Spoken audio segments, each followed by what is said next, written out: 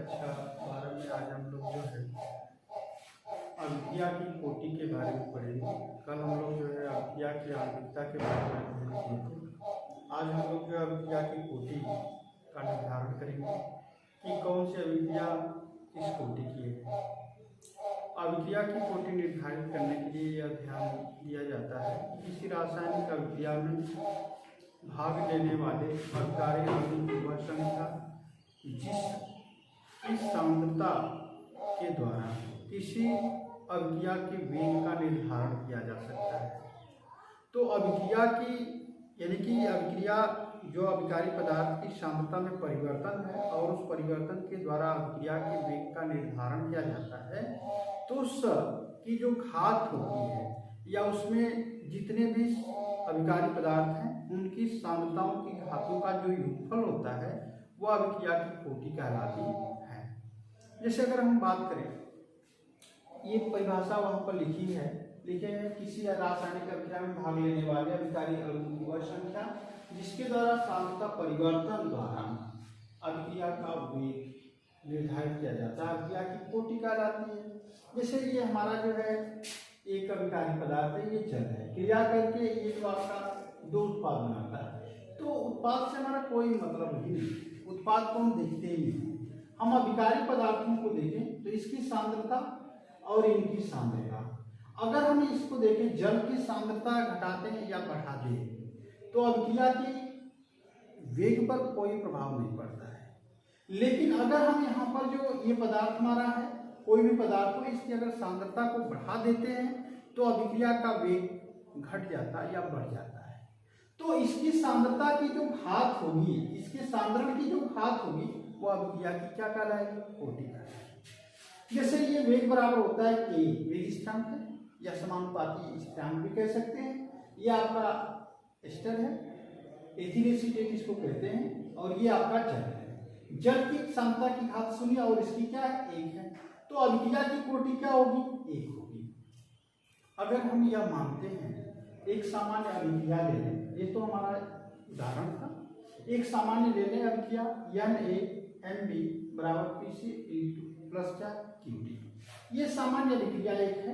इस अभिक्रिया में जो अभिकारक A है इसकी सांद्रता की घात अल्फा है और जो अभिकारी पदार्थ B है इसकी सांद्रता की घात बीटा है। हमें उत्पाद से कोई मतलब ही नहीं है, तो हम एक समीकरण अगर लिखते हैं तो dx/dt k a की पावर अल्फा प्लस b की पावर क्या बीटा। तो अगर पूछा जाए कि अभिक्रिया की कोट क्या होगी तो अल्फा प्लस बीटा, यानी अल्फा प्लस बीटा की योगफल की क्या होगी? बराबर। अर्थात हम लिखेंगे अभिक्रिया की कोटि अल्फा प्लस बीटा यानी योगफल के बराबर होगी। अब देखेंगे, कहने का मतलब यहाँ पर हम लिखे हैं अभिक्रिया की वेग समीकरण में व्यक्त अभिकारक की सांद्रता पदों की घातों की योग को हम क्या कहते हैं? अभिक्रिया की कोटि कहते हैं। अब हम यहाँ पर देखेंगे आभासी एकाणुक अभिक्रिया है। आभासी एकाणुक अभिक्रिया क्या होती है? यानी वह रासायनिक अभिक्रिया जिसकी कोटि 1 हो और उसकी आणविकता 1 से क्या हो? अधिक हो, तो उस रासायनिक अभिक्रिया को हम क्या कहते हैं? एकाणुक आभासीय अभिक्रिया कहते हैं। यहाँ देखें, वह अभिक्रिया जिसकी कोटि 1 हो परंतु आणविकता उसकी क्या हो? 1 से अधिक हो।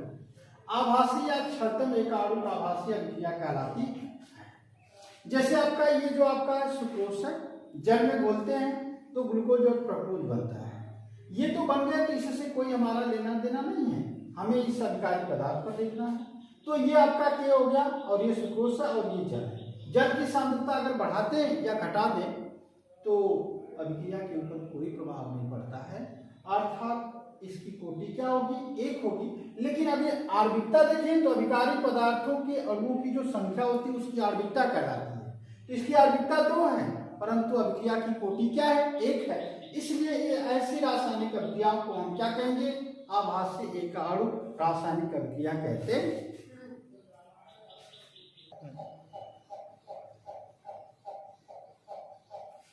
ध्यान से देखिए, शून्य कोटि की अभिक्रिया के बारे में अब हम पढ़ेंगे।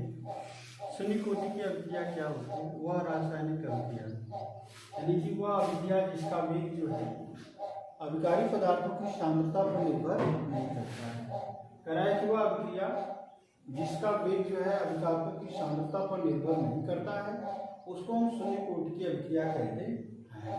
या अभिकारी पदार्थ की सांद्रता की घात जिसके शून्य हो जाए तो उसको हम शून्य कोटि की अभिक्रिया कह देते हैं। अगर हम बात करें और ये भी ध्यान रहे कि जो अभिक्रियाएं पूर्ण हो जाती हैं तो उनको हम क्या कहते हैं? शून्य कोटि की अभिक्रिया कहते हैं।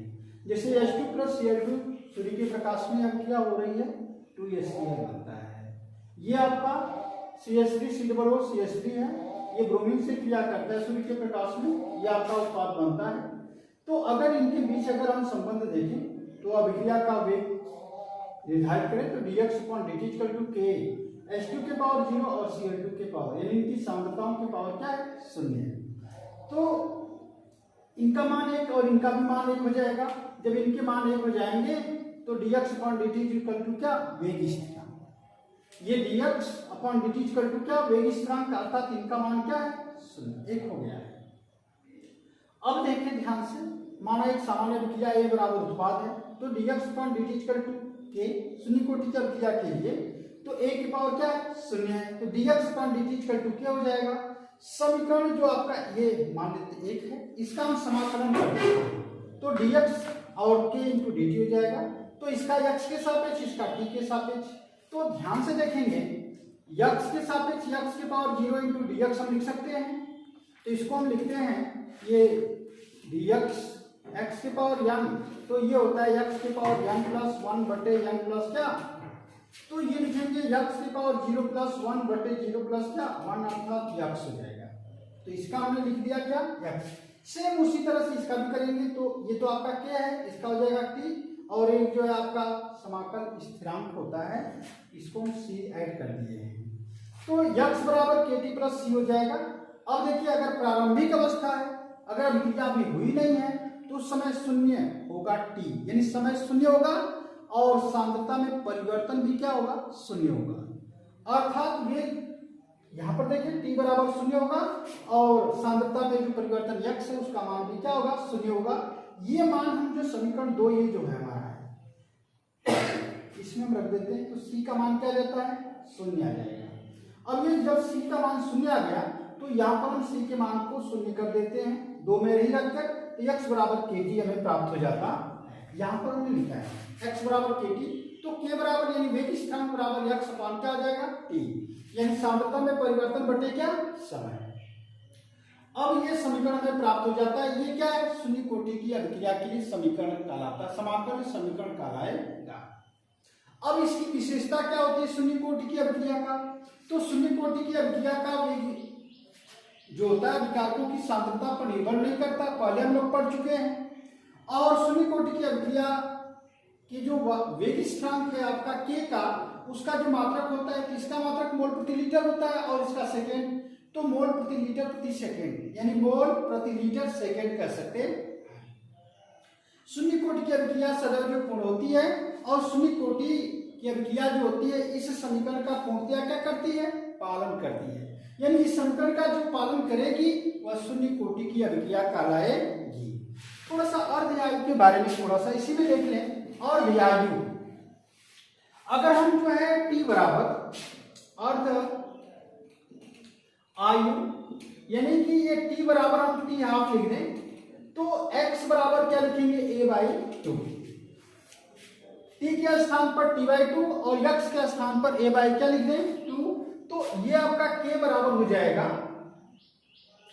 ये आपका x बटे क्या था? t था, तो ये k बराबर x के स्थान पर क्या लिखेंगे? a/2 और इंटू क्या? t के स्थान पर t हाफ लिख सकते हैं, ठीक है। तो ये हम लिखेंगे क्या? k बराबर a/2 t हाफ। ये हमारा जो वेग स्थान यानी अर्धआयु काल अगर निकालना हो तो t हाफ बराबर लिखेंगे a/2 इंटू k। ये हमारा क्या होगा? अर्धआयु काल बन जाएगा। इसके द्वारा हम अर्धआयु की गणना करेंगे। ये शून्य कोटि की अभिक्रिया थी। अब इसके बाद हम लोग जो है प्रथम कोटि की अभिक्रिया अगले वीडियो में पढ़ेंगे।